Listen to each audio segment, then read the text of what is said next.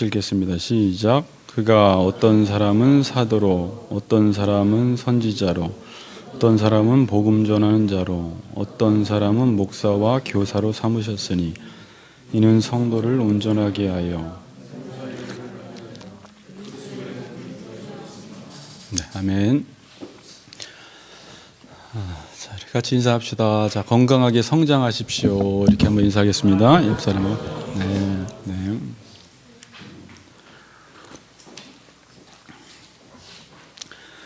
자, 지금 우리는 교회에 관해서 배우고 있습니다. 그냥 제가 먼저 이런 질문을 드려보겠습니다. 여러분들이 이제 목사입니다. 그리고 이제 개척을 하게 됐고, 또 때로는 개척 아닌 그 기존 교회에 청빙을 받아 간 목사가 되었습니다. 그럴 때 여러분들은 교회를 성장시키기 위해서 어떤 점에 가장 주력을 두고 힘을 쓸 것 같아요? 여러분들이 한번 목사라고 생각해 보시고 그 생각을 한번 해보시면서 말씀을 들었으면 좋겠습니다.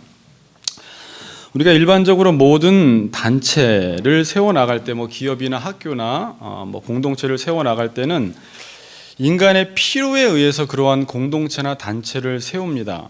그래서 그 필요를 채우기 위해서 단체를, 조직을 세워서 이제 효과적으로 운영해 나가는 방식으로 보통 공동체를 운영해 나갑니다. 그런데 교회라는 곳은 하나님의 필요에 의해서 하나님이 친히 세우신 곳입니다. 일반 단체나 공동체는 인간이 어떤 목적을 달성하기 위해서 인간의 필요에 의해서 세워졌다면, 교회라는 곳은 인간이 이 교회라는 곳을 세워야 되겠다, 어떤 목적을 이루기 위해서 세워야 되겠다라고 세운 기관이나 단체가 아니라 하나님의 필요에 의해서 하나님이 친히 교회를 세우셨다는 것입니다. 그래서 교회를 운영할 때, 운영이란 말도 그렇지만 참 교회를 이끌어갈 때 가장 중요한 것은 하나님이 교회를 세우신 목적이 뭔지, 왜 세우셨는지 그 하나님의 필요를 알아야 합니다. 만약에 하나님의 필요, 하나님이 왜 세우셨는지를 모르고 제가 목회를 한다든지 여러분들이 목사가 돼서 목회를 하면 교회를 바르게 세워나갈 수가 없다는 것입니다. 아무리 겉으로 화려하게 교회를 멋지게 세워도 하나님이 교회 세우신 목적을 모르고 교회를 세우고 운영하면 그 교회는 빵점이 될 수 있다는 거예요.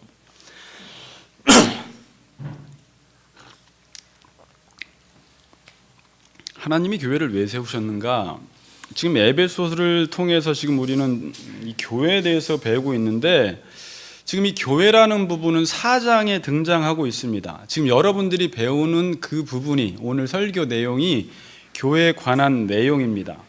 자, 지금 4장을 살펴보는데 4장의 전체 큰 주제는 뭐라고 했어요? 부르심에 합당하게 생활해라 라는 게 4장의 전체 큰 주제예요. 그러니까 1장에서 3장은 부르심이고 4장에서 6장은 앞에 보세요. 그냥 부르심에 합당하게 살아야 하는 거예요. 그래서 이렇게 설명드렸습니다.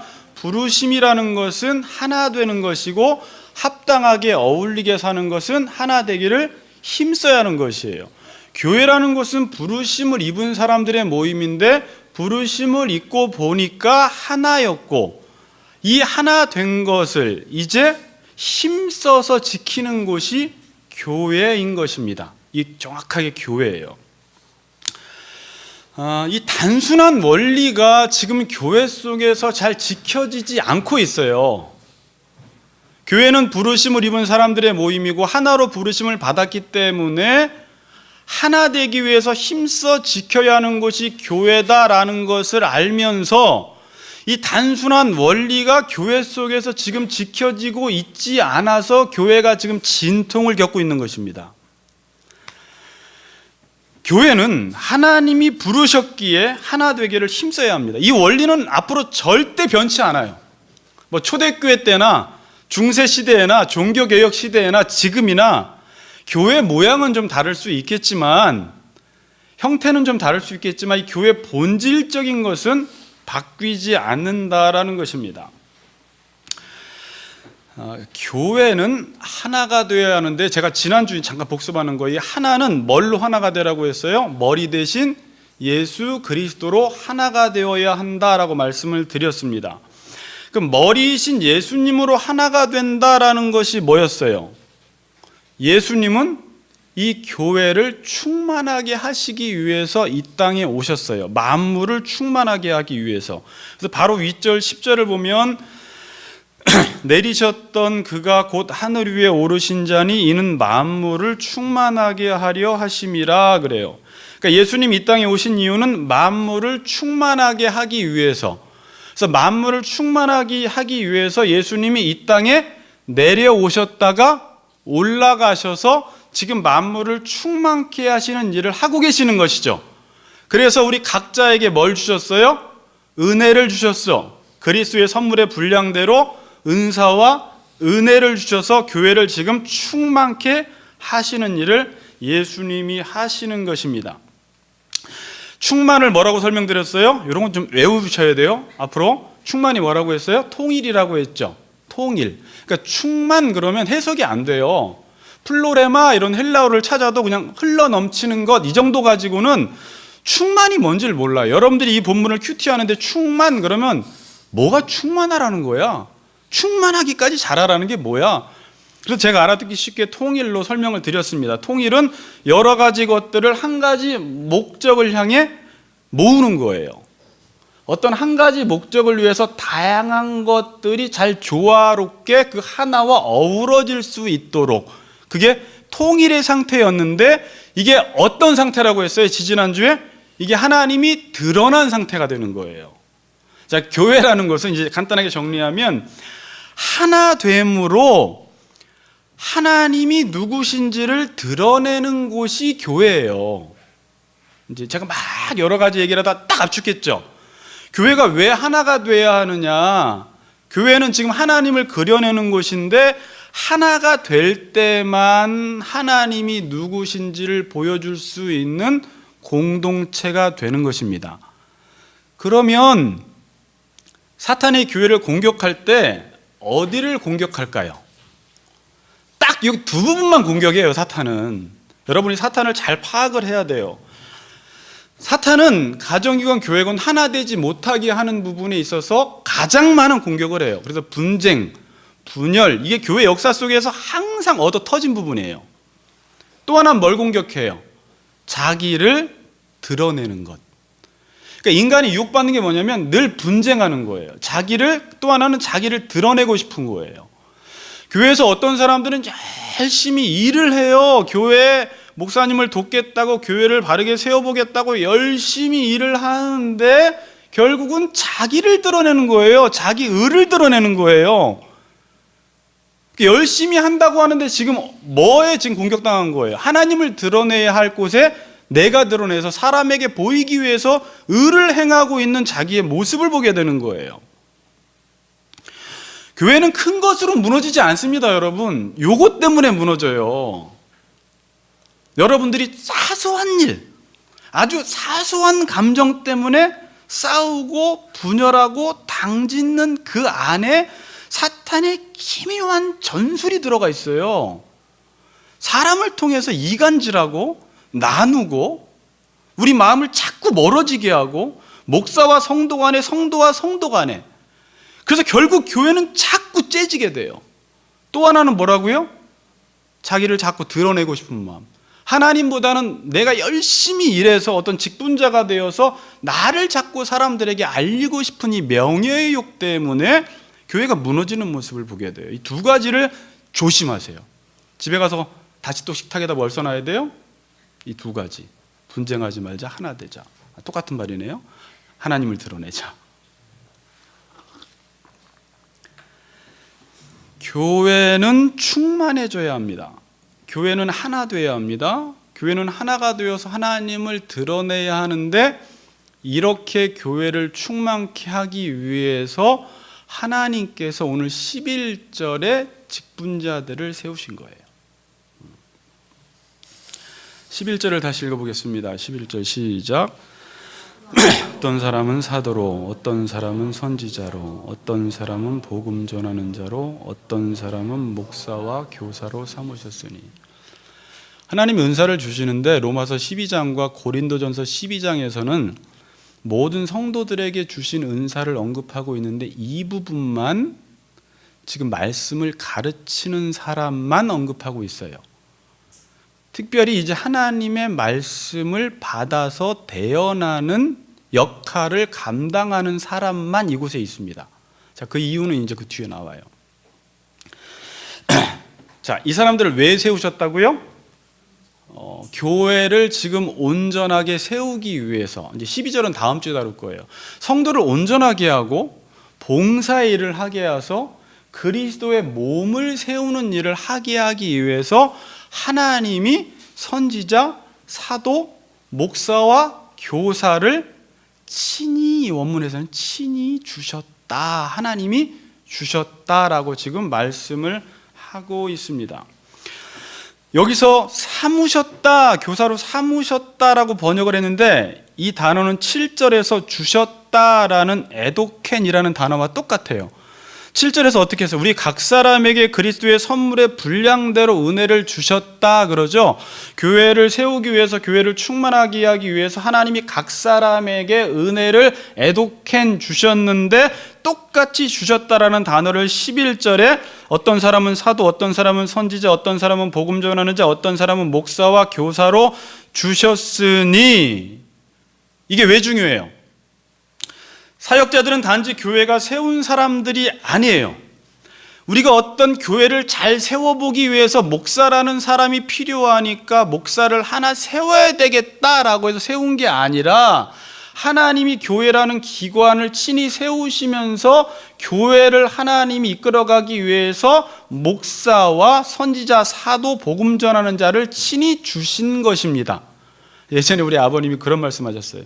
목사는 하나님이 주신 선물이야. 아마 이 본문에서 근거로 한 것 같아요. 지금 생각해 보니까. 그러니까 여러분들도 다 하나님이 주신 선물이에요.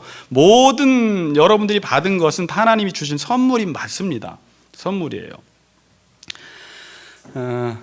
제가 이 말씀을 왜 드리냐면 이제 우리 안에 이런 일들이 벌어져요. 사역자들은 인간의 필요에 의해서 세운 것이 아니라 하나님이 친히 세우셨어요. 그렇죠? 그런데 이제 교회의 이 목사직이나 교회의 제도를 역사적으로 보면 부인하는 사람들이 있었어요. 왜 부인했을까요? 교회를, 제도를 세워놓고 운영을 하는데 교회가 자꾸 부패해. 자꾸 어떤 명예욕 때문에, 직분 때문에 교회가 자꾸 망가지는 모습을 보고 교회 제도 자체를 부정해버리는 현상이 일어나요.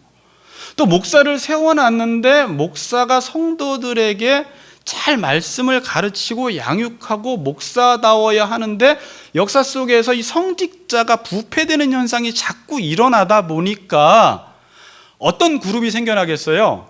어떤 교회 제도나 목사직을 부정해버리는 현상들이 당연히 일어나겠죠. 그래서 이제 무교회주의까지 생겨났잖아요. 가장 대표적인 사람이 누구예요? 일본의 우찌무라 간조라고 해서 이제 책도 몇 권 나왔잖아요. 무교회주의라고 해서 가장 대표적인 사람이고, 한국에서는 이제 함석헌 목사님, 이 무교회주의자예요. 교회를 인정하지 않는 거예요. 왜? 그런 거에 대한 반감으로 일어난 것입니다. 자, 근데 이렇게 물어봐야 돼요. 질문을. 목사를 하나님이 세우셨는데 목사가 목사직을 감당을 못하면 목사직을 없애야 됩니까? 목사직을 회복시켜야 됩니까? 회복시켜야 되는 거예요. 사람들은 어떻게 가버려요? 그냥 자꾸 없애는 방향으로 가버려요. 그게 지금 제일 유명하게, 저도 형제교회는 가보지 않았는데 형제교회가 그런 교회예요. 그냥 예전에 성령의 감동을 받은 사람들이 일어나서 아무나 설교하러 나오는 거예요. 갑자기 지금 막 눈물을 흘리고 성령의 감동을 받았으면 나오세요. 오늘 설교하세요. 이렇게 목사 필요 없어요. 오늘 이창 집사님이 오늘 성령이 충만하면 나와서 오늘 설교하세요. 이렇게. 그러니까 목사가 따로 없어요. 때로 가정교회가 다 그런 건 아닌데 가정교회가 위험한 요소는 이런 것. 특별히 목사가 없이도 운영되는 교회. 그러니까 가정교회가 다 그런 건 아닙니다. 네. 교회를 세웠는데 교회가 자꾸 부패해요. 그럼 교회를 없애야 돼요? 교회를 회복시켜야 돼요? 교회를 회복시켜야 돼요. 근데 사탄은 어떠한 지금 전략을 쓰고 있어요? 자꾸 가난한 교인들이 생기죠. 이제 교회 가기 싫어. 난 교회 모든 걸 부정할 거야. 나 목사도 인정 안 하고 교회 제도도 인정 안 하고 교회 모든 조직도 난 싫고 아무것도 안 맡을 거야. 그래서 교회를 다녀도 아무것도 안 맡고 그냥 다니든지 아니면 그냥 교회를 안 나가버리는 가나안 교인이 되든지, 이게 지금 정확하게 사탄의 펀치를 맞은 거예요. 공격을 당한 것입니다. 기억하세요. 목사직은 인간의 필요에 의해서 맡는 것이 아니라 하나님이 친히 주셨다라는 것입니다. 자, 오늘 사도와 선지자, 복음 전하는 자, 이 사람들은 다 누구예요? 예전에 하나님의 말씀을 전하기 위한 통로로 사용되던 사람들이에요. 사도, 선지자, 복음 전하는 자. 그러나 지금은 존재하는 직책입니까? 사라진 직책입니까? 사라진 직책이라고 해서 임시직이라고 합니다. 자, 하나님이 하나님의 계시인 성경 말씀을 완성하기까지 이러한 사도, 선지자, 복음 전하는 자들을 통해서 하나님이 말씀을 하셨는데, 이제는 하나님의 말씀이 성경으로 완벽하게 기록된 이후에는 사도나 선지자, 복음 전하는 자가 필요할까요? 안 필요할까요? 필요 없어요. 그래서 임시직이에요. 그럼 지금 남은 뭐만 남았어요? 목사와 교사만 남은 것입니다. 하나님은 목사를 세우셔서 교회를 충만하게 하시는데 지금 사용하고 있습니다. 목사를 왜 세우셨느냐라는 건 이제 다음 주인데, 목사는 목사 자신을 위해서 목사직을 감당하면 안 되고, 다음 주에 12절에 이는 성도를 온전하게 하여 봉사의 일을 하게 하며 그리스도의 몸을 세우라고 목사직을 주신 거예요. 이건 다음 주에 할게요. 제가 여러분들을 온전하게 하고 봉사 일을 하게 하고 교회를 바르게 세워나가라고 목사를 주셨다라는 것입니다. 하나님이 교회를 충만하기 위해서 목사를 세우셨는데, 여기서 목사와 교사로 삼으셨다, 이거는 제가 그냥 신학교 다닐 때부터 논쟁되던 부분이에요. 이게 두 사람이냐 한 사람이냐. 지금도 책을 다 찾아보니까 어떤 사람은 두 사람이다, 어떤 사람은 에베소서 어떻게 읽을 것인가, 또 그 책을 보니까 그 사람은 한 사람이다, 뭐 로이진스 목사님은 또 한 사람이다, 뭐 여러 가지가 나와요. 근데 이걸 그냥 한 사람으로 보는 게 맞는 것 같아요. 그냥 제가 쭉 뒤에 것도 목사라는 헬라어를 찾아보고 한자를 찾아보고 전체를 보면서, 그리고 또 하나 결정적인 것은 이게 분리된 직책이었다면 만일 이렇게 기록되었을 거예요. 어떤 사람은 사도로, 어떤 사람은 선지자로, 어떤 사람은 복음 전하는 자로, 어떤 사람은 목사로, 어떤 사람은 교사로 주셨다, 그럴 텐데 지금 어떻게 나와 있어요? 목사와 교사로 주셨다라고 말합니다. 그래서 목사와 교사라는 두 가지 이 직책은 한 사람에게서 발견되는 거예요. 누구에게? 목사에게 발견되는 부분입니다. 자, 목사라는 헬라어 단어는 포이멘이라는 단어예요. 포이멘은 정확히 양을 치는 목자를 가리켜요. 그러니까 목사는 포이멘이라고 썼다는 것은 그 사람은 양을 치는 목자다. 그래서 목사는 목자입니다. 예수님은 자신을 가리켜서 요한복음에 보면 선한 목자라고 했습니다. 그리고 요한복음의 21장에 보면 예수님이 부활하셔서 베드로를 만나서 베드로에게 사명을 주시잖아요. 그때 베드로에게 어떤 사명을 주세요? 21장에 내가 나를 사랑하느냐 이렇게 질문한 이후에 내 양을 치라, 또 하나는 내 양을 먹이라 라고 이야기하면서 목사는 목자고 목자는 양을 치고 먹이는 일을 하기 위해서 존재한다라는 거예요. 우리 한글 성경에서는 이 포이맨을 지금 뭘로 번역했냐면 목자라고 번역하지 않고 목사라고 번역을 했는데, 이걸 한자로 참 잘 풀었어요. 칠목자 스승사자. 그러니까 목사는 양떼들을 치는 사람, 목사, 스승사, 이 두 가지가 다 들어가 있어요. 양떼들을 치고 보살피는 사람인 동시에 뭐라고요? 가르치는 사람이라는 것이죠. 목사와 교사, 목사, 양떼들을 돌보는 사람. 양떼들을 가르치는 사람이 목사라는 것입니다. 그러니까 목사는 양떼들에게 좋은 양식을 먹이고 목사는 양떼들을 바른 길로 인도하는 사람입니다. 제가 이번 추석 때 평창에 있는 1박 2일로 부모님이랑 같이 그 양떼 목장을 가봤어요. 이렇게 케이블카를 타고 쭉 올라가니까 너무 이쁘더라고요. 거기 한번 가보세요. 평창에 있는 양떼 목장인데 딱 가니까 이런 문구가 써 있어요. 양은 먹이와 쓰레기를 구분을 못합니다. 이렇게. 그러니까 아무거나 먹이지 말라는 거예요. 주는 대로 먹으니까. 저는 하도 성경에서 양 같다 그래서 양에 대해서 관심 있게 많이 봤어요. 그러니까 양이 우리잖아요. 그리고 제가 몽골에 갔을 때도 이게 선교여행 갔을 때도 직접 양 잡는 것을 체험을 했어요. 옆에서 진짜 살아있는 양을 이렇게 죽여요. 근데 진짜 아무 소리 안 하고 대들지도 않고 이러면서 그냥 죽더라고요. 그러니까 예수님이 그렇게 양처럼 돌아가셨잖아요. 순한 양으로. 양의 10가지 특징을 빨리 말씀드릴게요. 눈이 나쁘다. 잘 속는다. 이거는 목사가 적은 게 아니라 그냥 일반적 양의 특징이에요. 네. 잘 넘어진다. 또 넘어지면 못 일어난다. 중심을 금방 못 잡는다. 이기적이고 제멋대로다. 제가 그때 양떼 목장에서 이렇게 사료를 사다가 이렇게 주는데 그 순한 양이 싸워요. 먹을 때 이렇게 이렇게. 그 저는 양이 이렇게 하는 걸 처음 봤어요. 먹을 거 앞에서는 그냥 지 옆에 있는 양도 진짜 이기적이더라고요. 저는 양이 순진한 줄만 알았더만.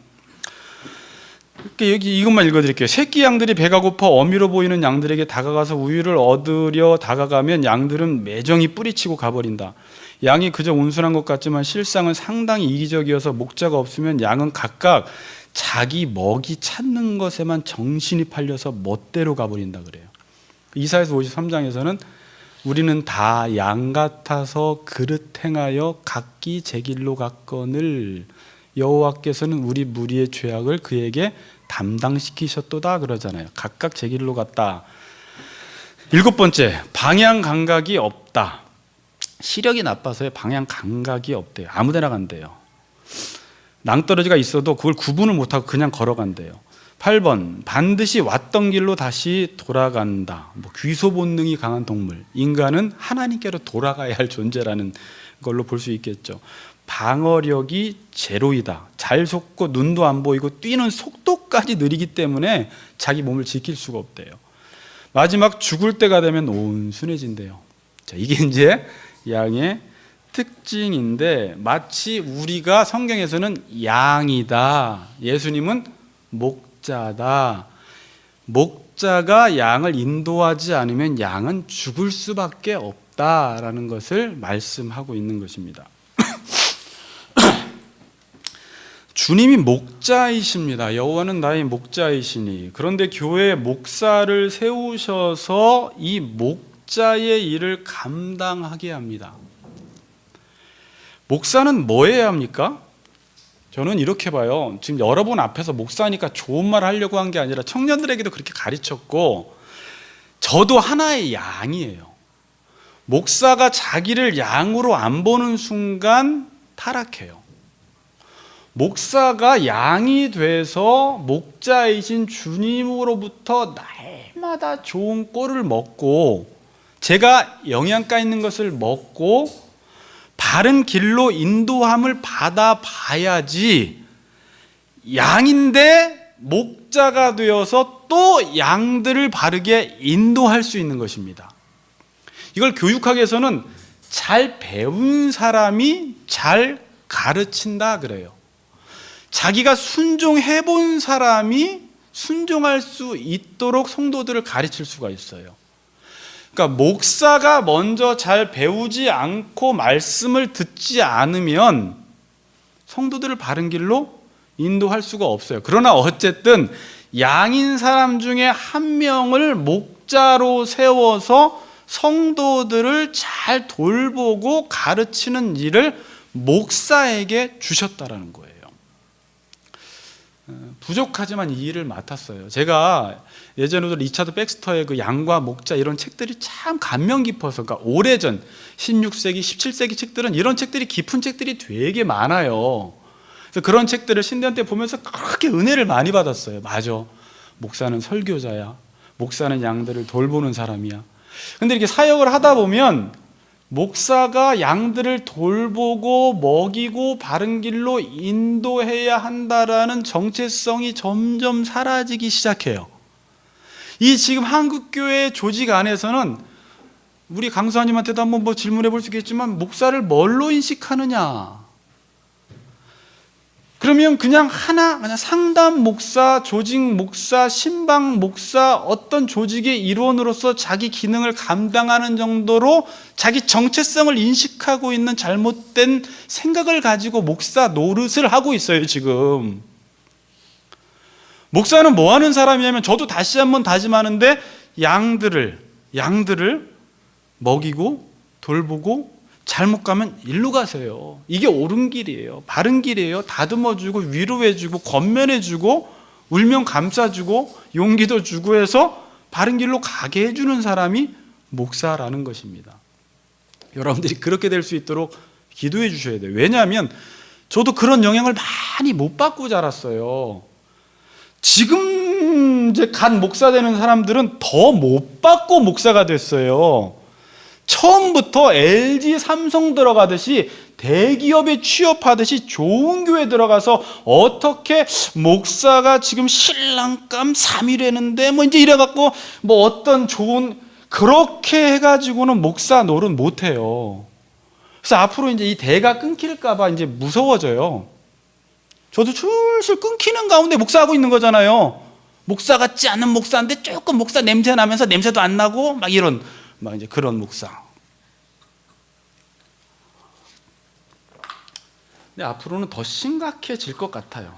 그래서 우리 준용 형제가 잘 배웠으면 좋겠어요. 목사는 양들을 돌보고 바른 길로 인도하는 사람이다. 자, 목사는 성도들에게 좋은 양식을 먹이고 바른 길로 인도해야 합니다. 근데 좋은 양식을 먹이고 바른 길로 인도한다는 게 뭘까? 말씀이 양식이고 말씀 자체가 바른 길로 인도하는 것입니다. 그러니까 목사는 말씀에 헌신해야 돼요. 말씀이 없으면 목사하면 안 돼요. 그러니까 여러분에게 저는 말씀을 잘 먹여야 돼요. 저는 여러분들에게 양식을 잘 먹이는 자로 세워졌습니다. 양식을 먹이되 영양가 있는 음식을 먹여야 돼요. 잘 먹여야 돼요. 자식들은 어떤 부모를 만났느냐에 따라서 그의 체질이 달라져요. 뭘 먹고 자랐느냐, 어렸을 때. 교인들은요, 목사 밑에서 한 10년, 20년만 먹고 자라면 잘 먹은 성도와 못 먹은 성도가 달라요. 제가 잘 먹여야 돼요. 그래서 여러분들이 10년 후에는 달라야 돼요. 건강해야 돼요. 온전해야 돼요. 살쪄야 돼요. 힘도 있어야 돼요. 남도 돌볼 줄 알아야 돼요. 그러나 잘 못 먹으면 일을 못 합니다. 근데 음식을 잘 먹이고 싶어도 먹이는 사람이 음식을 잘 만들지 못하고 요리를 잘 못하면 못 먹여요. 제가 여러분들을 잘 먹이고 싶은데 제가 맛있는 것을 못 먹어봤으면, 제가 그러니까 제 삶 속에서 좋은 말씀을 많이 먹어야 돼요. 저는 지금 20대부터 먹고 20 중반부터 공부했던 그 모든, 지금까지 들었던 모든 설교와 신학교와 신학대학원에서 모든 배웠던, 그리고 최 목사님을 비롯해서 수많은 목사님들에게 양육받았던 그것을, 내가 맛본 것을 여러분한테 먹이지 다른 걸 못 먹여요. 여러분, 맛있는 것을 먹어본 부모님이 자식에게도 요리를 할 때 똑같은 재료로 그것을 만들어주지, 내가 맛있는 걸 못 먹어봤으면 똑같은 재료가 있어도 그 음식을 못 만들어내요. 냉장고를 부탁해 이런 데 있잖아요. 그 사람들은 못 만드는데 그게 요리사의 손에 재료와 양념이 들려지면 새로운 음식이 탄생해버려요. 목사가 누구이냐에 따라서 말씀 요리하는 게 달라져요. 요리라는 표현이 좀 하여튼 그렇죠. 요리 맞아요. 자,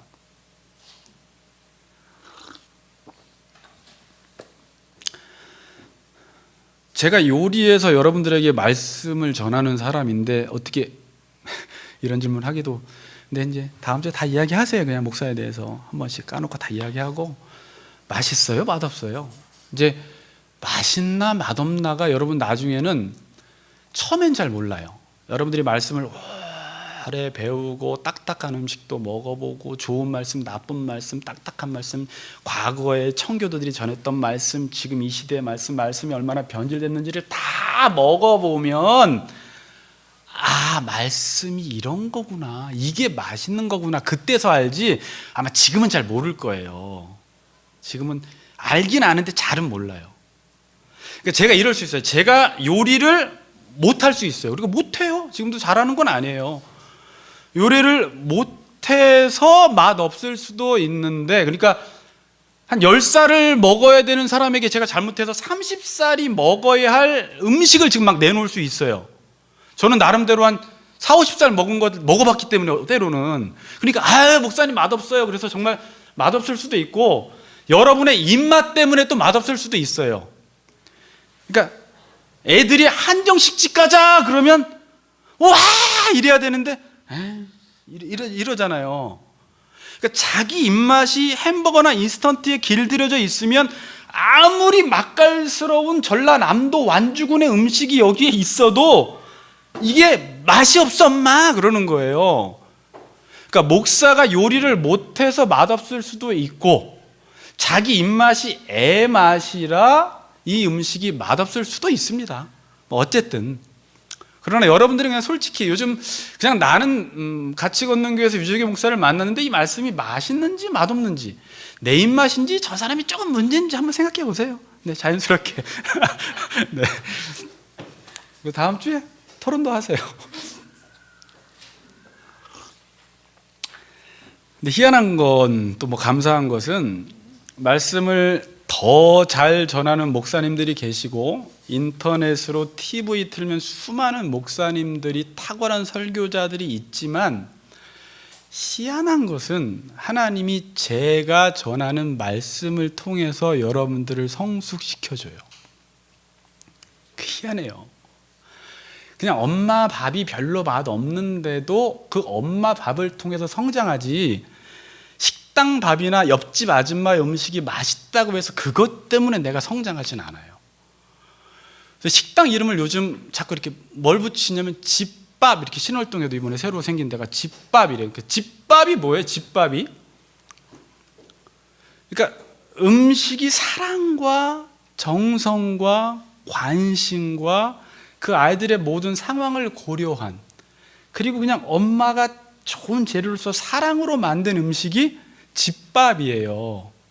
그래서 집밥을 먹고 우리가 성숙하지, 외식해서 맛있긴 맛있지만 조미료도 많이 넣고 때로는 엄마 밥보다 맛있을 수는 있지만 정성과 사랑이 부족하기 때문에 여러분들이 인터넷 설교 수백 편을 들어도 이상하게 성장은 안 해요. 그냥 지식적으로 옳은 게 뭔 줄 아는데 내가 이렇게 잘 자라지는 못하는 특징이 있어요. 그리고 희한하게 어떻게 저 성도는 저 목사님 밑에서 저렇게 자랐을까? 하나님이 그냥 그 교회 안에 그런 은혜를 그냥 주시는 거예요. 그 목사가 주는 말을 통해서 자라고, 저 목사가 주는 말을 통해서 자라고, 함부로 막 판단은 할 수가 없어요. 자기 엄마를 통해서 자라는 거예요. 제가 전하는 말씀이 다른 목사님보다 못할 수 있습니다. 시끄러울 수 있어요. 맛없을 수 있습니다. 그런데 여기에 뭐가 있냐면 관계가 있어요. 관계. 뭐가 있어요? 관계가 그렇게 중요해요. 목자와 양의 관계. 사도 바울은 목사들에게 아비의 마음을 가지라고요. 아비의 마음, 아버지의 마음. 그래서 아버지의 마음으로 양떼들을 보고 안타까워하고 눈물을 흘리고 기도하고 나름 바른 길로 인도하려고 하는 관계가 있기 때문에 이 관계가 중요한 거예요. 근데 인터넷 설교는 관계가 없어요. 그래서 내가 뭐 삐지건 뭐 그럴 일이 없어서 늘 들리는데, 관계가 있다라는 것은 좋으면서 안 좋을 수가 있는 게 뭐냐면, 관계가 좋을 때는 말씀이 잘 들리는데 관계가 안 좋을 때는 말씀이 잘 안 들려요. 그래서 이게 위험 요소예요. 그래갖고 사탄이 뭘 공격하냐면 관계를 안 좋게 만들어버려요.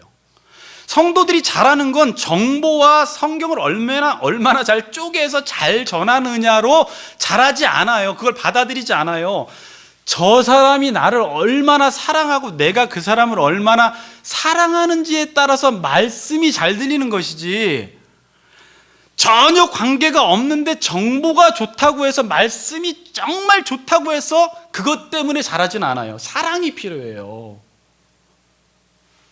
그래서 여러분들이나 저도 늘 신경 쓰는데, 그래서 어찌했든지 제가 성도를 미워하는 마음이 들면 그걸 가지고 늘 빨리 회개하면서 기도해야 되고, 여러분들도 목사가 별로 안 좋아지기 시작하면 말씀 자체가 싫어지기 시작해요. 신혼부부 때는요, 부인이 소금을 많이 넣고 미역국도 맛대가리 없게 해줘도 아이고 맛있다 이거 맛있다 그러면서 먹는데, 미워지면 조금만 타도, 조금만 이 생각해도 집어 던져. 이건 뭐예요? 지금 음식 맛이 아니라 관계가 싫은 거예요. 내가 지금 목사가 미우면 하나하나 다 걸려요. 꼬투리가 다 잡고 싶은 거예요. 근데 관계 좋죠? 다 먹고 싶어요. 그냥 저 사람은 나한테 잘해주는 사람이야, 저 사람은 나를 사랑하는 사람이야, 이것만 좋으면. 저도 마찬가지예요. 여러분들과 저의 관계가 안 좋잖아요. 요리해줄 때 침까지는 안 뱉지만 진짜 대충 먹이고 싶은 거예요. 그러니까 목사들의 유혹 침 얘기는 좀 그런데, 우리 목사님들하고 이야기하다 보면 이렇게 성도들이 잘 보기 싫을 때가 있대요. 매일 보는 얼굴들인데 변화는 안 되고 뚫어지게 쳐다보는데 나가서 똑같고 막 이러니까, 말씀을 이걸 전해봤자 뭘 지금 10년 동안 전했는데 똑같아. 근데 뭘 잘 만들 필요가 있어. 대충 그냥 라면이나 먹이고 그냥 인스턴트나 먹이지, 한 끼 먹이고 싶은 유혹이 있잖아요. 저도 자식들 저녁에 가끔 먹이는데 오늘 그냥 사다 먹여? 아니야, 그래도 정성껏 차려야지. 맨날 그 싸움 하는 거예요. 짜장면 먹여? 아니야, 그래도 멸치 먹여야지. 이 싸움 하는 거예요. 여러분들 할 때도 매일 제가 요리하는 기분이죠. 요리하는 기분.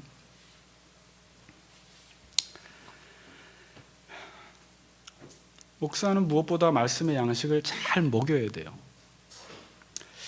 자, 근데 어떤 목사가, 어떤 교회가 말씀을 전하지 않는 교회가 있습니까? 다 말씀을 전하고 다 말씀을 펴서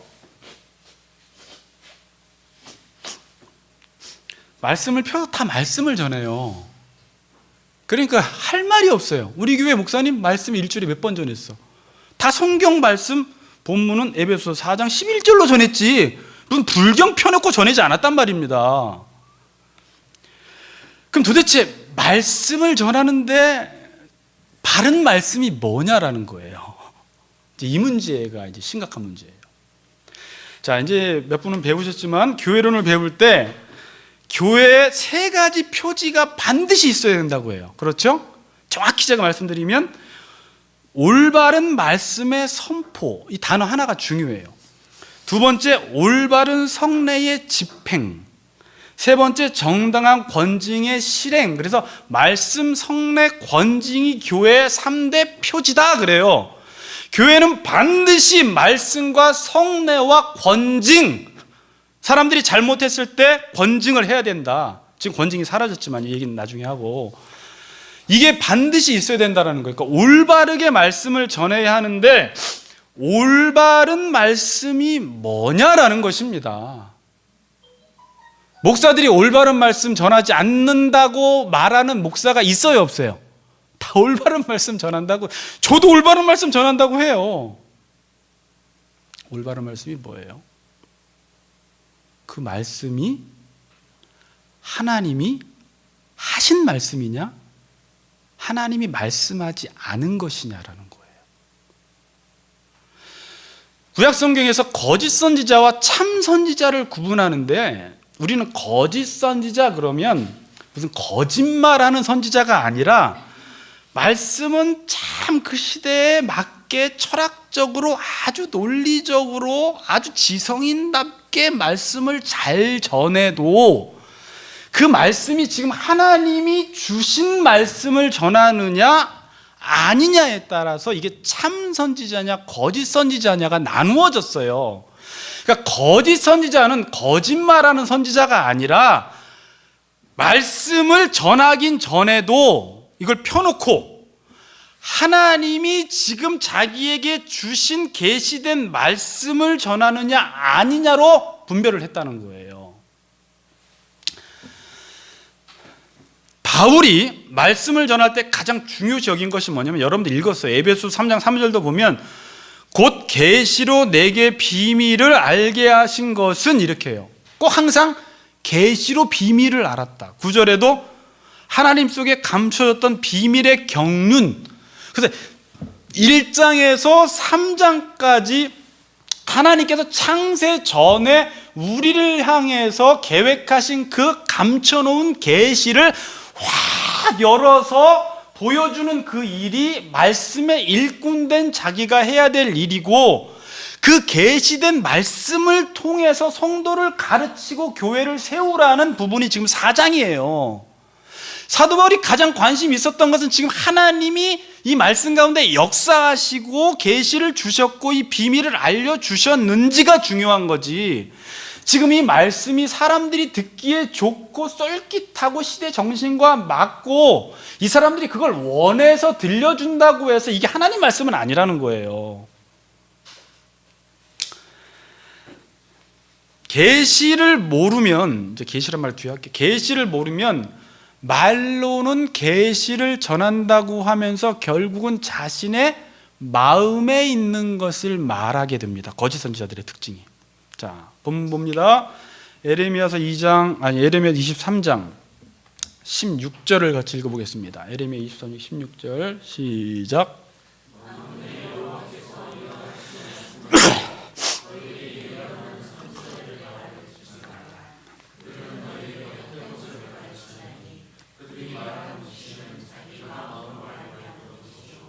여호와의 입에서 나온 것이 아니니라.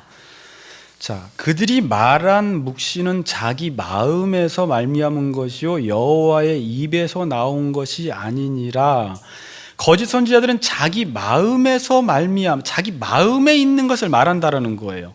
28절도 한번 보세요. 28절.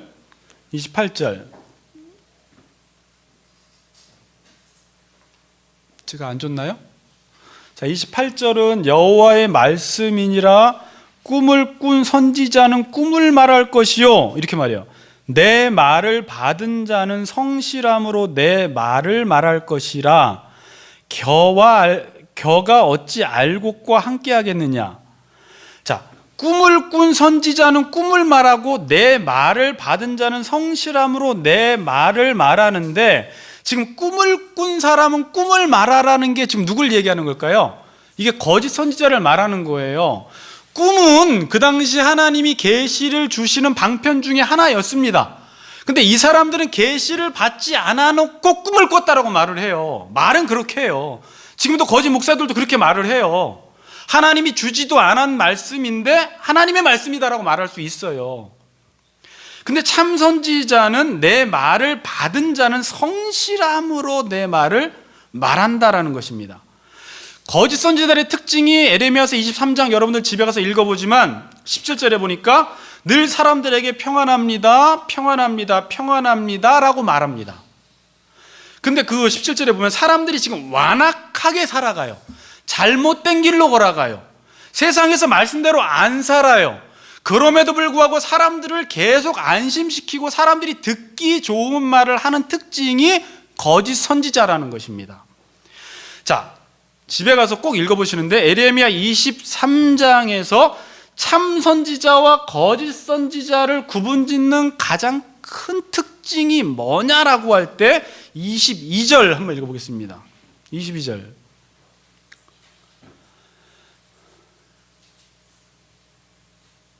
자, 바로 준비해 주세요. 자, 22절 가지고 읽겠습니다. 시작.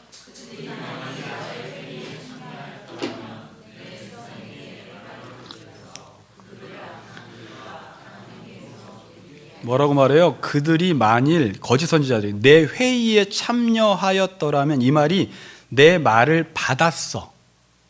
내 말을 받았다라는 말을 여기서는 어전회의라고 하는데, 하나님의 회의에 참여했느냐, 목사가 먼저 하나님과의 관계 속에서 하나님의 말씀을 먼저 받았느냐, 그랬더라면 내 말을 백성들에게 들려서 그들을 악한 길과 악한 행위에서 돌이키게 했을 텐데, 무슨 말이에요? 거짓 선지자들은 백성들이 악한 길로 가는데 그 백성들을 돌이키게 하지 않았다라는 거예요. 그럼 참 선지자는, 자 14절도 한번 읽어보겠습니다. 14절 시작.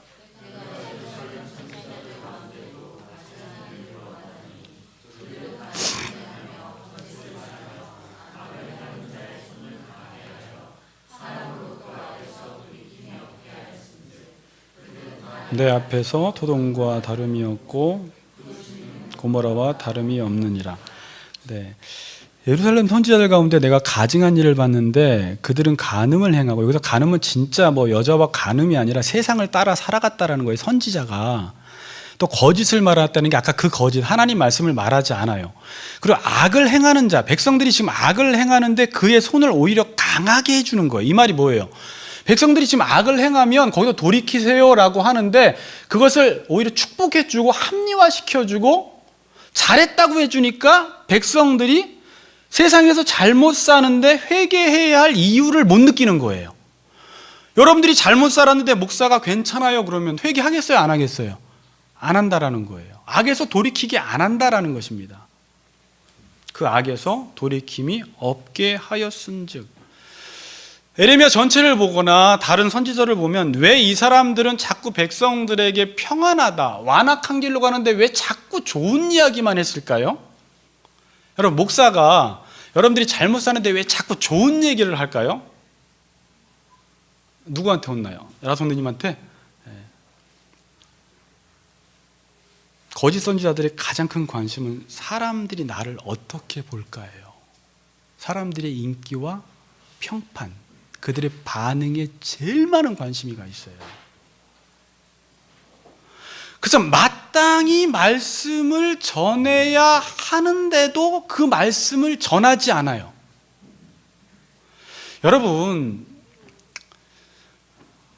여러분들이 잘못했을 때 잘못했다라고 강단에서 말하는 게 그렇게 쉬운 문제는 아니에요. 왜냐하면 좋았던 관계가 너무 안 좋아지거든요. 근데 나중에 뒤에서 살펴보지만 사랑 안에서 참된 것을 말해야 돼요. 그렇지 않으면 교회는 성장하지 않아요. 여러분들이 바르게 가기를 원하는 마음으로 참된 것을 말해줘야지, 참된 것을 말하지 않으면 오히려 여러분들을 위하는 것 같지만 여러분들이 망하는 거예요. 지금 많은 책들이 왜 강단이 무너졌느냐 그러면서 강단에서 죄를 지적하지 않고 죄를 이야기하지 않는다라는 것 때문에 지금 한국교회 강단이 무너져가고 있다라는 거예요. 그렇다고 성도들이 잘 살고 있어서 그런 게 아니라 이전보다 훨씬 더 악해졌는데, 다 악해지고 목회자도 그 길을 가기를 원하는 마음이 있고 자기도 지금 그 길을 가고 있을 수도 있기 때문에, 양심상 자기도 그렇기 때문에 그것을 지적한다라는 건 되게 힘들어요. 그렇겠죠. 왜? 관계가 좋았던 관계도 안 좋아져 버리거든요.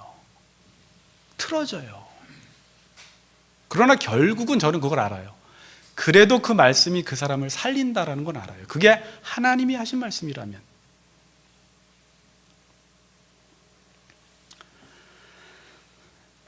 에레미야는요, 계속해서 백성들에게 죄를 지적하고 회개를 촉구하는 메시지를 전합니다. 그 시대가 멸망해 가고 있었거든요. 어떤 분이 한국교회는 지금 타이타닉호가 침몰하는 가운데 있다라고 분석을 해요. 막 침몰해서 그냥 교회 전체가 지금 바다로 빠져들어가는데 그러면 큰일 났다라고 사이렌을 울리고 파수꾼의 역할을 감당해야 되잖아요. 큰일 났어요 지금.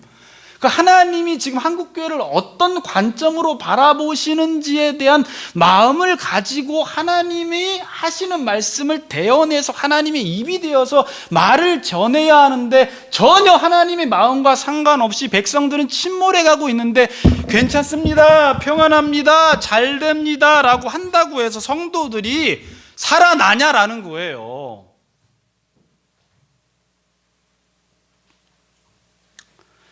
에레미야는 그 당시에 죄를 지적하고 회개를 촉구하는 메시지를 전했을 때 백성들이 죽이려고 해요.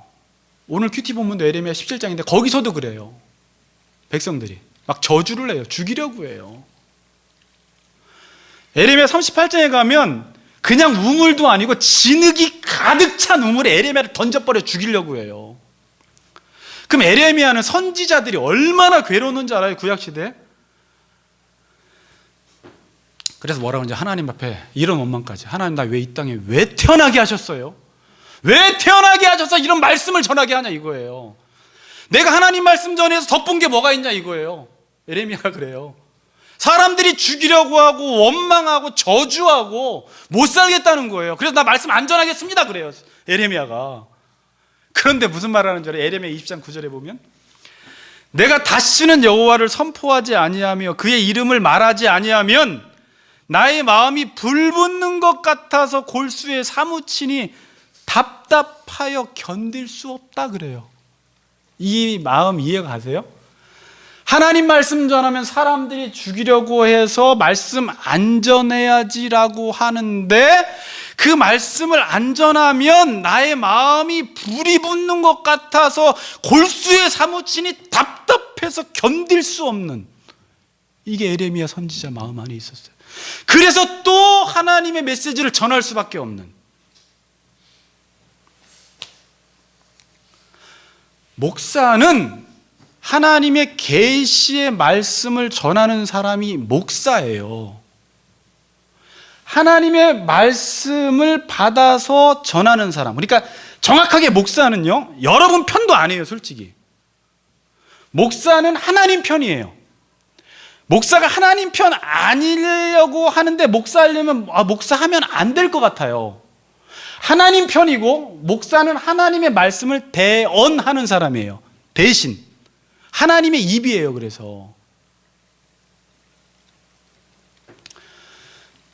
내가 하나님이 주신 계시의 말씀을 전할 마음이 없으면 목사하면 안 돼요. 여기 뭐 목사 세미나는 아닌데, 그럼 목사하면 안 돼요. 요즘 목회자들이 신학교를 가면서 부르심에 대한, 하나님이 나를 목회자로 부르심에 대한 확신도 없이 알 것도 없는데 신학대학원 가서 요즘 LG 정도의 연봉을 한 부목사만 돼도 막 300~400을 준다는데 큰 교회 가면 거기나 갈까?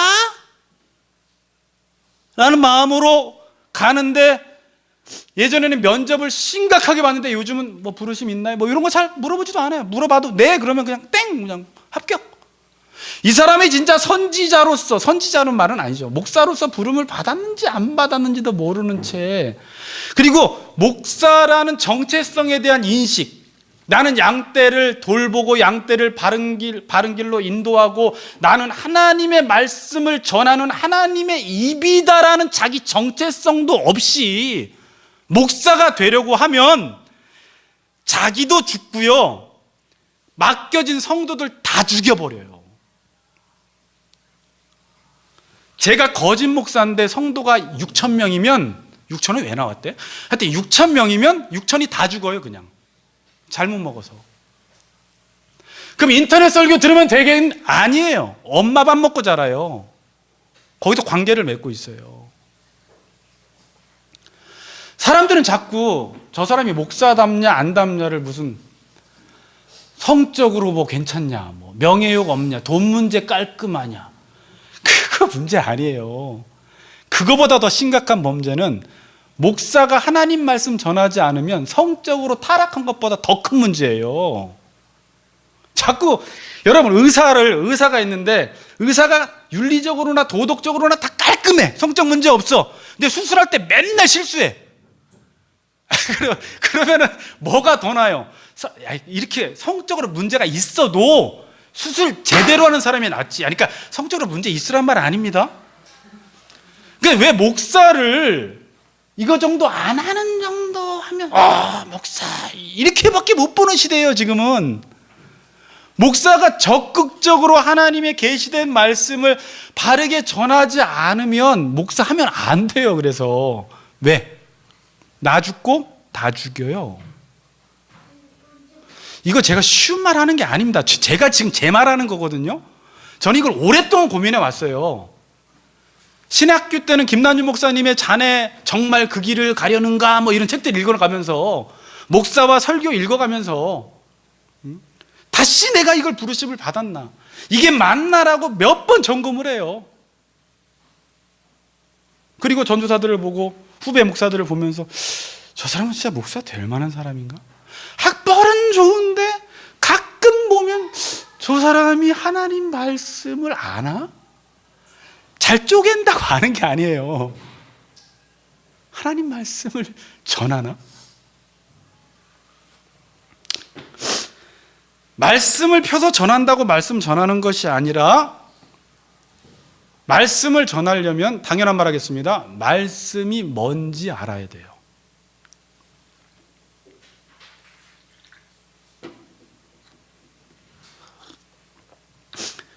말씀을 전하려면 말씀이 뭔지 알아야 된다라는 말은 하나님의 말씀을 전하려면 하나님이 누구인지 알아야지 하나님의 말씀을 전해요.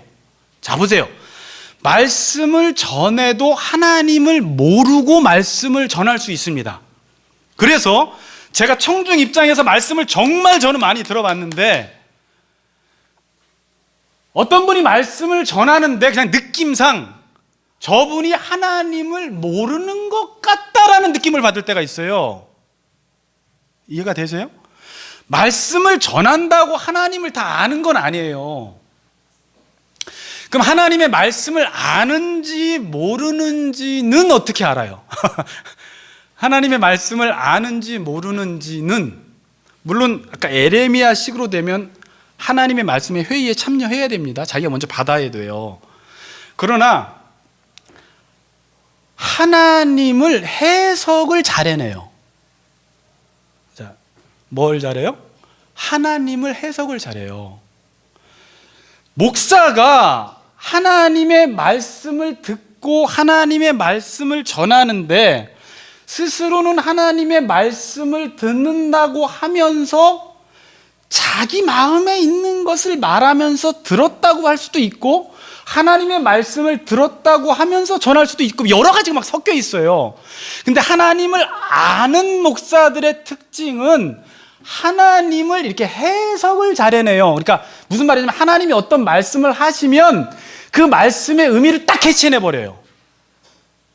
자, 해석이라는 건, 성경에서 해석하기라는 건 정말 중요해요. 해석을 할 때 역사적, 언어적, 문화적 모든 배경들을 다 알아서 그 시대가 그 시대 속에서 이 말씀이 의미하는 게 무엇인지를 잘 캐내는 그 해석학적 작업이 있는데 이거보다 더 중요한 건 뭐냐면 여러분, 자, 이렇게 예를 들어 볼게요. 자, 라 집사님이 2시간 동안 남인주 집사님이 막 말씀을 하시는데 배 집사님과 제가 옆에서 말을 듣습니다. 저는 국문학과를 나왔고 배 집사님은 국문학과 안 나왔고 남편이에요. 그러면 그 2시간 동안 하는 말을 저는 그 말을 언어를 막 분석을 해서 그 말을 해석을 하는 사람이고 배 집사님은 그냥 남편이라 오랫동안 라 집사님과 살아서 라 집사님이 누구인지 과거부터 지금까지 이 라 집사님 전체를 알아서 지금 2시간 동안 한 말의 의미를 딱 캐치해내요. 이분은. 근데 저는 그거를 학문적으로밖에 이해를 못하는 거예요. 그래서 오해를 하게 돼요. 성경을 공부할 때 성경 전체가 무엇을 말하는지를 알아야지 오늘 이 본문의 의미가 뭔지를 아는데 큐티의 위험성이 그거잖아요. 성경 전체가 말하는 걸 뭔지도 모르면서 이 본문만 딱 따다가 아, 이런 의미구나. 이게 지금 위험한 거거든요. 그런데 목사가 잘하는 건 뭐냐면, 그러니까 제대로 된 목사가 잘하는 건 뭐냐면 본문의 구석구석은 잘 모르는데 전체를 잘 알아요. 밸런스가 있어요. 균형을 맞춰요. 하다못해 오늘 충만하게 하시기를 구하노라 그러면 성도들은 기껏해야 나도 헬라어 서전이나 사서 찾아봐야 되겠다. 플레로마, 그 흘러 넘치는 것, 그럼 이건 흘러 넘치는 것 이 정도밖에 해석을 못해요. 이건 에베소서 전체에서 충만이 뭔지, 그리고 구약과 신약을 넘나들면서 지금 어떻게 계시가 발전해 와서 교회가 세워져서 하나님께서 언약하신 교회가 지금 사도행전을 통해서 어떻게 이루어졌는지 그 충만을 해석을 해놔야 되는데 이건 아무리 해도 안 되는 거예요. 성도들의 수준으로는. 그러니까 이런 밸런스가 있어요. 제가 지금 무슨 얘기하려고 그래요? 하나님의 말씀을 아느냐 모르느냐는 하나님을 해석을 잘 해내요. 딱 들으면 그 말씀을 왜곡되지 않게 잘 이해해서 전합니다. 그런데 하나님을 잘 모르면요, 들어놓고도 자기 마음속에 전하고 싶은 말씀이 더 크기 때문에 이 말씀을 왜곡시켜서 전하든지 버려버리고 자기 말만 하든지 이렇게 전해요. 자, 다시 한번 이렇게 말씀드릴게요. 그래서 제가 성경을 해석할 때 가장 중요한 게 뭐라고 했어요? 그 당시 언어, 문화, 역사 다 연구해서 제가 그렇게 해서 설교를 하나 만들어내요. 그런데 그거보다 더 중요한 게 저번에 뭘 조심하라고 했어요? 오선혜 동도님, 성경 해석할 때 이해라고 했죠. 전제라고 했잖아요. 성경 해석학에서 성경을 해석하게 못하는 원인이 뭘까요? 가장 무서운 게 선이해 이거예요. 학문적으로 자기가 듣고 싶은 말, 자기가 하고 싶은 말, 내 욕망이 원하는 소리를 가지고 성경을 보면 하나님이 말씀을 해도 내가 듣고 싶었던 말이 있었기 때문에 이 말씀을 막 꼬아서 들어요. 순수하게 못 듣는단 말이에요. 그리고 남한테 전할 때도 자기 말로 싹 바꿔서 이 말씀을 말을 하게 돼요. 그래서 말씀을 들을 때 말씀을 그대로 못 듣는 사람이 말씀을 가르치는 일을 하면 안 돼요. 왜? 내가 원하는 게 있거든. 지금 내가 바라는 게 있거든. 하나님이 이렇게 해줬으면 좋겠거든. 지금 그 마음이 선의가 가득하기 때문에 성경을 아무리 봐도 아니야. 그래서 자기 마음에 있는 걸 자꾸 전하는 거예요. 조장이 돼서 그럴 수도 있어요. 목사가 돼서 그럴 수 있어요. 하나님을 모르는 사람은 선의가 많아요. 선의가 많은 사람은 하나님의 말씀을 들어도 하나님을 잘 몰라요. 왜냐하면 보세요. 대인관계 속에서 저 사람이 말을 하는데 삐딱한 시각으로 항상 봐요. 저 사람은 저래, 저 사람은 저래. 그러면 무슨 말을 해도 그 말씀을 삐딱하게 받아들여요. 그래서 그 사람을 잘 수용을 못해요. 내 생각 때문에 저 사람은 안 될 거야, 불가능해, 뭐 이렇게. 뭐 때문에요? 선의의 때문에. 근데 선의를 없애는 방법이 뭐예요, 여러분? 이게 제일 중요해요. 이건 저 혼자 계속 그냥 혼자 어떻게 보면 목사 혼자 갖고 있는 생각을 오늘 이야기하는 건데, 선의를 없애는 게 제일 중요한 게 뭐예요? 하나님의 말씀을 잘 들어야 돼요. 여기서 하나님의 말씀을 듣는다라는 것은, 지금 여러분 안 듣는 사람 어디 있어요? 다 들어요. 다 듣는데 달라요. 다 달라요. 지금 은혜가. 자기 생각, 자기 욕심, 자기 선의가 있는 사람 말씀을 못 들어요. 그래서 다다음 주 한 3주 있다가 설교하겠지만, 하나님의 말씀을 아는 것과 믿는 일에 하나가 되지 않으면 잘하질 않아요. 알면은 그걸 내 걸로 믿어야지 선의가 사라지지, 알기만 하고 내 생각을 주장하면 말씀을 항상 자기 생각 안에서 풀어버려요. 뭔지 알겠어요? 제가 이거를 계속 깨닫고 에스라에서는 그냥 귀가 따갑도록 듣고, 목사는 배워야 돼, 목사는 들어야 돼, 목사는 듣지 않으면 타락해라는 이 말씀을 심령 깊이 새겼어요. 제가 그래서 어찌하든지 하루에 한 5-6시간씩은 앉아 있는데, 거기서 하나님 말씀을 듣고 내 선의를 제거시키지 않으면 제가 그냥 교회를 잘 세워보기 위해서 하고 싶은 말을 빨리빨리 하고 싶어요. 근데 참선지자의 특징은 뭐라고 그랬어요? 하나님의 말씀을 받은 사람은 성실함으로 전해요. 누가 뭐라고 하든지 꾸준히 전해요. 그냥 왜? 이게 다 풀어지면 결국 성장해요. 이게 정말 제가 하나님 앞에 꺼리낌이 없이 영양가 있는 음식이다라는 확신만 들면 여러분은 지금은 막 진통을 겪을 수 있겠지만 성장해요. 그렇다고 제가 다 잘 전한다는 건 아니에요. 목사가 기본적으로 이런 마인드는 가지고 있어야 돼요. 어떻게 하라고요? 선의를 제거시키려면 하나님 말씀을 내가 40이건 50이건 세상에서 뭘 배웠든지 여기서는 그냥 배우는 자로 앉아 있어야 돼요. 조금 아는 척하면 하나님이 쳐버리세요. 그냥 말씀드릴 때만큼은. 여러분들이 다른 분야에서는 선생일 수 있는데 말씀을 들을 때는 박사고 학자고 다 떼야 돼. 계급장을. 그런 사람들이 은혜를 못 받아요. 교회에서. 제가 지금까지 지켜보니까 교만해요. 똑똑하대요. 자기가 배웠던 세상적 경륜을 가지고 세상 공동체 기업은 그렇게 세우면 돼요. 일 잘하는 사람이. 교회는 순종하는 사람이 세워요. 여러분 자꾸 또 소리 지르는데 조용하게 할게요. 교회는 순종하는 사람이 교회를 세우지 똑똑한 사람이 교회 안 세워져요. 이제 여러분들 이걸 배워나 이제 신앙생활하면서 깨달아져요. 아, 내가 지금까지 교만했구나. 그래서 결국 교회는 하나님이 하신다라는 것을 알려주는 곳이에요. 니네가 하는 거 아니야. 머리 낮춰. 생각 이상의 생각 품지 마. 주제 파악 잘해. 네 자리가 어떤 자리인지 잘 알아. 내가 한다. 너네가 하는 거 아니야. 내가 은혜 줘서 하는 거지. 목사도 제가 하는 게 아니에요. 저 목사 언제 그만둘지 몰라요. 은혜 딱 끊쳐버리면 못해요. 갑자기 제가 목사를 하는데 막 감동이 안 오고 이걸 자꾸 학문적으로만 설교하려고 하는 순간 저는 아마 힘들어서 잠깐 쉴게요. 아마 그럴 것 같아요. 저는 다른 사람 잠깐 세우든지. 왜? 그건 억지로 할 수 있는 부분이 아니에요. 제 마음속에 감동이 없으면 못해요. 그걸. 결론 내릴게요. 저와 여러분은 목사와 성도로 만났어요. 이 관계 잘 맺어야 돼요. 잘 맺어서 저는 제 마음과 제 생각을 전하는 게 아니라 하나님 말씀만 잘 전하고 여러분들은 듣고 싶은 말을 듣는 게 아니라 그 말씀을 듣고 들으면 살거든요. 잘 들으면 여러분은 잘하고요. 온전해지게 되어 있어요. 믿습니까? 그렇게 되는 가치 걷는 게 되기를 주님의 이름으로 축복합니다. 아멘.